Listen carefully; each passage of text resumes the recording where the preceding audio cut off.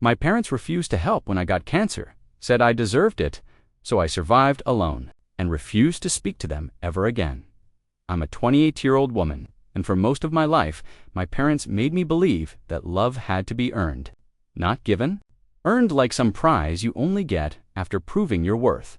My mother called it tough love, but it never felt like love. It felt like walking barefoot on glass, hoping for a hug that never came. My father was a former military man who believed emotions were weakness.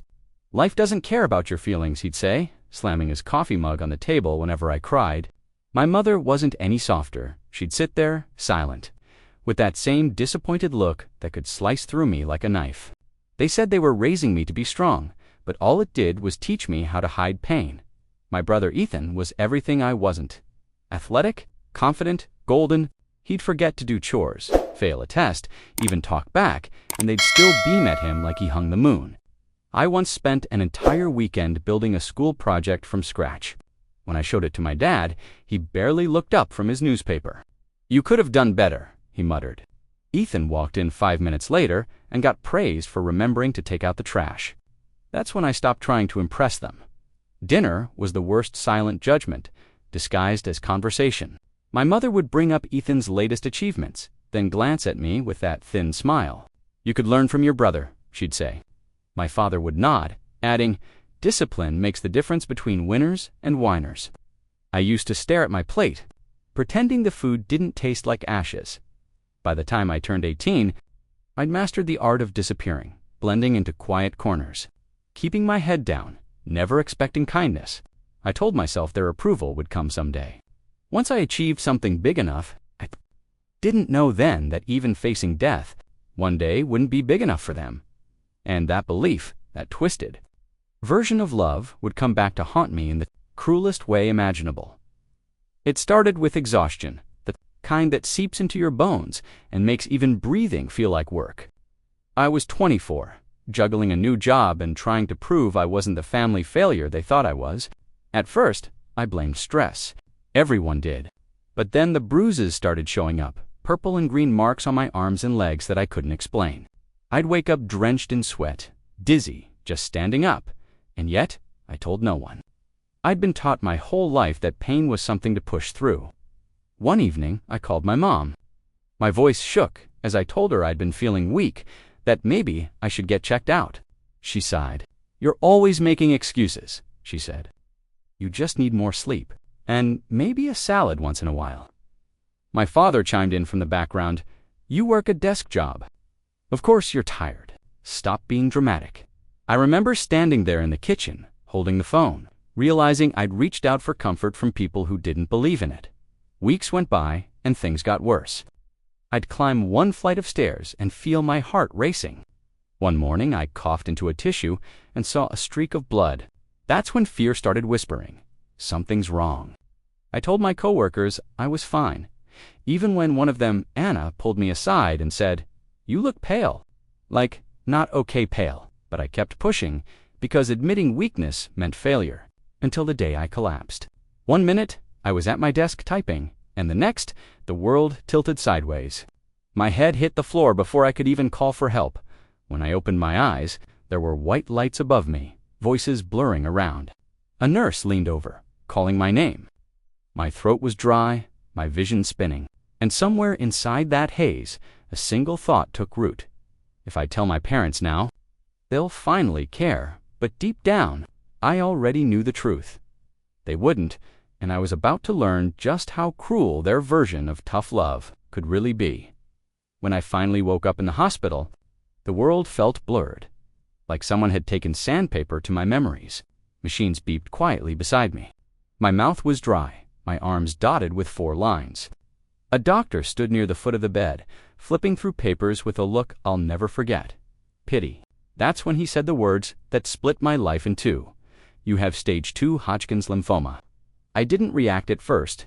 The words didn't make sense.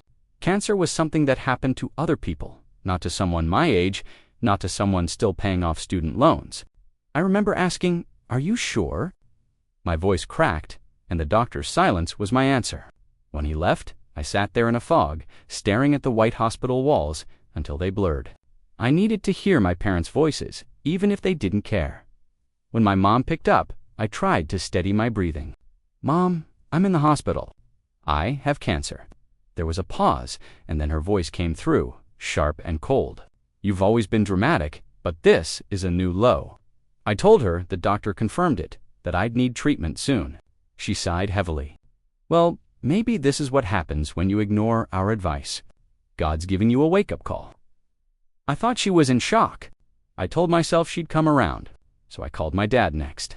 His response was worse. "You've made your bed. Now lie in it." He actually said that, like I'd brought this on myself. When I asked for help, he said, "We don't reward bad choices." That night, as the machines hummed beside me, I realized I wasn't just sick, I was completely alone.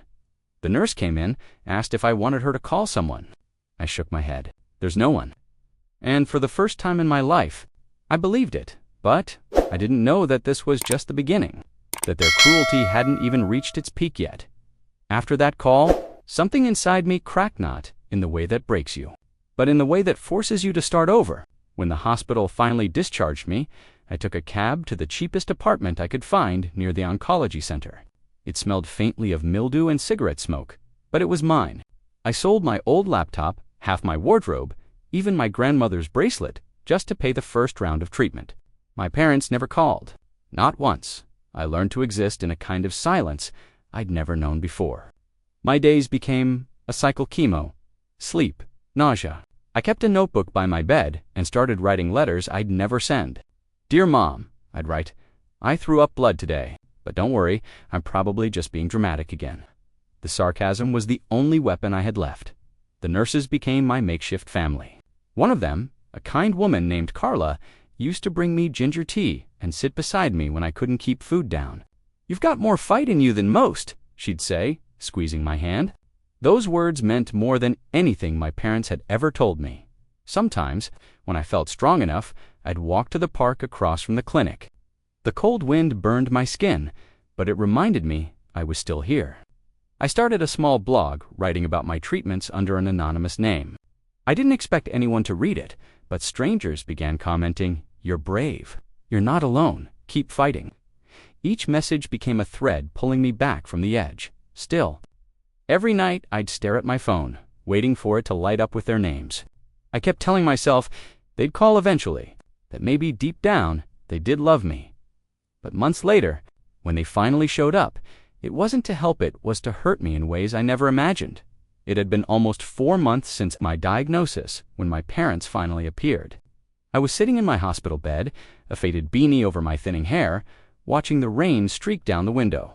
When the door opened, I thought for a second that I was hallucinating. My mom stepped in first designer coat, perfect hair, disgust written all over her face. My father followed, eyes scanning the room like he'd walked into a crime scene. "Wow," my mother said, wrinkling her nose. "You look different." I tried to smile, my voice trembling. "The chemo's been rough." My father's reply was a grunt. "You chose this," he muttered. "You didn't take care of yourself, and now look." I wanted to believe. They came to make peace, but I should have known better. After a few moments of empty silence, my mother cleared her throat. "We didn't come to talk about this," she said, sitting down stiffly. "Ethan's wedding is next week." I blinked. "What?" she nodded, crossing her legs. "He and Claire don't want you there. It's not the right image." I felt my chest tighten. "You don't want me there because I'm sick." My father scoffed.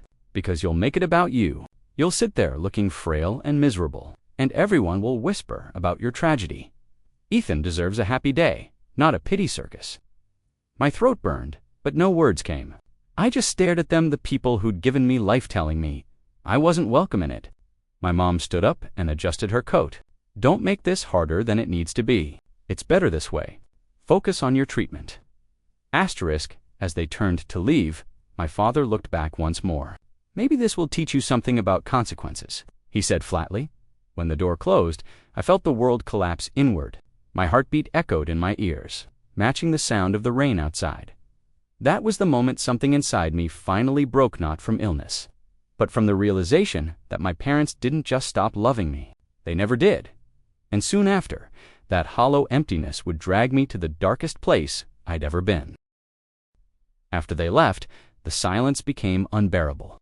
I used to think cancer would be the thing that killed me, but loneliness was faster. My body was deteriorating, yes, but my soul had already cracked. The next few weeks blurred together, vomiting until my throat bled. Lying awake at 3 a.m., listening to the buzz of the hospital lights, wondering if anyone would even notice if I died. Bills kept arriving, piling up like accusations. I sold the last of my possessions, a small gold necklace Ethan had given me when we were kids. Even that memory felt tainted now. One night, I found myself staring at the little bottles of medication on my bedside table. I wasn't thinking of dying exactly, just of stopping. Stopping the fight, the exhaustion, the endless reminder that I was unlovable. My hands shook as I picked up the bottle. I remember whispering, maybe this is what they wanted anyway. But before I could do anything, my phone buzzed. It was a notification from the blog I hadn't updated in weeks. Someone named Hope for Tomorrow had left a comment. "You remind me of my sister. She didn't make it, but I think you can. Please don't stop fighting." I don't know why, but I started crying loud, ugly sobs that shook my entire body. A stranger cared more about my life than my own family ever did. That thought hit me like lightning. I crawled to the bathroom, splashed cold water on my face, and stared at my reflection. My skin was gray, my eyes hollow, but I was still there. Barely. That night, I made a promise. I wouldn't die for them. I'd live in spite of them. I'd fight for every breath just to prove they couldn't define my worth. It wasn't hope yet. It was anger, defiant, burning like fire in my chest, and that fire would soon lead me to someone who'd change everything. And she was the kind of person who radiated calm even in chaos. I met her the morning after my lowest night. She was a new nurse on the oncology rotation, cheerful in a way that felt real, not forced, like the others who tiptoed around me. "You must be the fighter everyone's been talking about," she said, checking my IV. I almost laughed. "Fighter. I'm just trying not to fall apart." She smiled softly. "Falling apart means you're still trying to hold things together. That's strength, you know?" For the first time in months, someone saw me, not the illness, not the pity case, just me. Over the next few weeks, Marissa became more than a nurse. She'd sit with me after shifts, telling stories about her loud Italian family and the stray cat she'd rescued. She started bringing homemade soup, joking that hospital food could make a healthy person sick. But one day, she noticed the unopened bills stacked by my bed and asked gently, "Do you have anyone helping with this?" I froze. "No, my parents. They're not around." She didn't press. Instead, she quietly connected me to a hospital social worker and helped me apply for patient assistance grants. She even organized a small fundraiser with the staff to cover my next chemo round. I remember crying in the hallway when they handed me the envelope. Wasn't just money. It was proof that kindness still existed. One afternoon, I asked her why she cared so much. She shrugged. "Because I've seen people survive the impossible when someone believes in them. You just needed someone to remind you that you're worth saving." Her words stayed with me. It was the first time I believed that maybe, just maybe, I deserved love that didn't hurt. And as my treatments went on, that belief started to turn into something even stronger. Hope, once the hospital grants came through. I threw myself into treatment like a soldier preparing for war. Chemo sessions, radiation, endless blood tests. My calendar became a battlefield, each date circled in red. The pain was relentless. Some days, it felt like fire was crawling under my skin. Other days, my body was so weak, I couldn't lift a glass of water. But every time I thought I couldn't go on, I'd remember Marissa's voice. "You're worth saving." I started documenting the process on my blog again, but this time the tone shifted. I didn't write from despair, wrote from defiance. "My body's trying to kill me," I typed one night, but it forgot who it's dealing with. Thousands of people read it. Messages poured in from strangers, patients, survivors, caregivers, telling me their stories. My pain was no longer just mine. It had become a shared battle. The days blurred into one long routine of exhaustion, but something inside me hardened. I learned to measure progress not in victories, but in endurance. One less sleepless night, one less breakdown, one meal that stayed down. The doctor started to notice. My scans began to show improvement. "If this keeps up," my oncologist said with a cautious smile, "we might be looking at remission soon." I smiled, too, though my heart was guarded. I'd been disappointed too many times to celebrate, yet, still, walking out of the clinic that day, I looked at the sunlight spilling across the parking lot and felt something I hadn't felt in a long timepiece. Marissa met me by the elevator, grinning. "You're winning, you know that." I nodded slowly. "Yeah," I said, "but not just against the cancer. Because deep down, I realized this fight wasn't only about survival. It was about reclaiming the part of me my parents had tried to destroy. I'd get the proof that I had finally beaten both." The call came on a quiet Tuesday morning. I was sitting by the window, the smell of coffee mixing with the faint scent of hospital disinfectant, when my oncologist's number flashed on the screen. My heart started pounding. I braced myself for the worst, gripping the edge of the table. "Your scan's clear," he said, voice calm but warm. "There's no trace of lymphoma. You're officially in remission." For a moment, I couldn't breathe. The words hung in the air like sunlight breaking through clouds. I pressed my hand to my mouth and started to cry loud. Uncontrollable sobs that carried every ounce of pain I'd buried for months. I thought of Marissa, of the nurses, of the strangers online who kept me alive when my family didn't. I thought of that night I almost gave up, and I whispered, "I made it." Marissa came running in when she saw me crying. "Bad news?" she asked, panic in her eyes. I shook my head, still choking on tears. "No," I said, laughing through it. "I'm free." She hugged me so tight I could barely breathe, whispering, "I told you, you were never meant to give up." That night, I went home and sat in silence. No machines, no beeping monitors, just my heartbeat.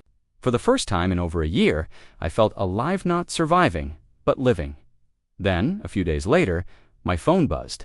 A number I hadn't seen in months. My mother. Against my better judgment, I answered. "Oh, honey," she said, her tone syrupy, fake. "We heard the good news. Your father and I are so proud you fought through it. You're such a strong girl." The words felt hollow. My father got on the line next. "See," he said casually, "all that tough love worked out after all." My fingers went cold. Pride, tough love. After everything they'd said after, abandoning me, now they wanted credit for my survival. And I realized then that remission wasn't the end of the fight, was just the beginning of a different one. When they called, part of me wanted to hang up immediately, but another part, the one that had spent years begging for their approval, wanted answers. Closure. So, when my mother suggested dinner at their house to celebrate my recovery, I agreed. Not because I wanted to forgive them, but because I needed to see them through new eyes without the fear they'd built into me. The night of the dinner, I wore the same gray scarf I used to hide my baldness during chemo, a small, quiet reminder of what I'd endured alone. Their house looked the same, spotless, cold, sterile, like a museum for people who'd never learned to live in it. My mother greeted me with a smile, so rehearsed it made my stomach turn. "You look so much better," she chirped. My father clapped me on the shoulder. "See? I told you, tough times make strong people." That was it. That was all they had to say after a year of silence and cruelty. I sat through dinner, listening to them talk about Ethan's honeymoon, their new car, and the neighbors' gossip as if I hadn't nearly died. Not once did they say sorry. Not once did they ask what it had been like to face cancer alone. Finally, I put my fork down. My hands were shaking, but my voice was steady. "You know, I said I used to think, if I ever got sick, you'd be there. That's what parents do, right?" They looked up, startled. "But you weren't. You mocked me. You left me to die. And somehow, I still survived." My mother's smile faltered. "Sweetheart, don't be dramatic," I cut her off. "No, you don't get to call me dramatic anymore." The room fell silent. My father's jaw tightened, but he didn't speak. For once, their authority meant nothing to me. I stood up, heart pounding. "You didn't raise me to be strong. You forced me to learn it, because you never were." And then I walked out, leaving them speechless behind me. But that night, I realized that walking away was only the first step toward real freedom. That drive home felt like exhaling after years of holding my breath. I didn't cry. I didn't shake. I just felt done. For the first time in my life, the silence in my car wasn't heavy, it was peaceful. I wasn't that scared little girl begging for approval anymore. I was a woman who'd built herself from ashes. When I got home, I sat on the couch, opened my phone, and deleted every contact tied to them, my parents, my brother, even the family group chat that had become nothing more than a shrine to Ethan's perfect life. My thumb hovered for a second, then I pressed delete. It was like cutting the final string, tethering me to years of hurt. The next morning, I went to the oncology ward not as a patient, but as a volunteer. Marissa nearly cried when she saw me wearing the badge. I told her, "You saved me. I want to do that for someone else." She smiled, that same warm, genuine smile, and said, "You already are." I started spending my days sitting with patients who had no one, just like I once did, holding hands, listening to stories, bringing laughter to sterile rooms. I began to heal in ways I hadn't known I needed. My strength wasn't just in surviving cancer, it was in refusing to let bitterness define me. I still had scars, physical and emotional, but they no longer felt like reminders of pain. They were proof I'd lived through it. A few months later, I had a small silver pendant made, one word engraved, "Survivor." I wore it not for what I endured, but for what I became. That night, as I wrote another blog entry titled, "When Family Teaches You Who Not to Be," I felt something I hadn't in years, peace without permission. But life has a funny way of testing peace, and soon I'd have to prove I meant every word of that goodbye. 2 years passed before I heard from them again. I was sitting in the small community center where I now worked full-time, surrounded by volunteers preparing care packages for new cancer patients. My phone buzzed with a message from an unknown number, but the tone was unmistakable. "My brother, Mom's not doing well," it read. "They want to see you." For a moment, old instincts kicked in the urge to drop everything, to fix things, to play the dutiful daughter. But that girl no longer existed. I stared at the message, remembering every moment of abandonment. The phone call where they called my cancer karma, the hospital room they never entered, the wedding they didn't want me to attend. I typed my reply slowly, deliberately. "I hope she finds peace. I already have." Then I put the phone face down and went back to packing boxes. That night, I sat by the window with a cup of tea, watching the city lights flicker. The world outside felt alive, distant laughter, car horns, a cool breeze sneaking through the cracks. I wasn't haunted by their absence anymore. I was grateful for it. Their cruelty had carved out space for everything good that came after Maurice's friendship. The strangers who became family, the people I now helped find strength in their darkest hours. My blog had grown into a nonprofit organization that provided support for patients abandoned by their families. We called it Second Circle because sometimes the family you build after loss is stronger than the one you're born into. I stood in that office one evening, surrounded by laughter and light, and realized I'd created exactly what I'd always needed. Sometimes I still think about them, not with anger, not with longing, just a quiet acknowledgement of what they taught me. They taught me that survival isn't just about living, about choosing who you live for, and I chose me. That's the life. They'll never be a part of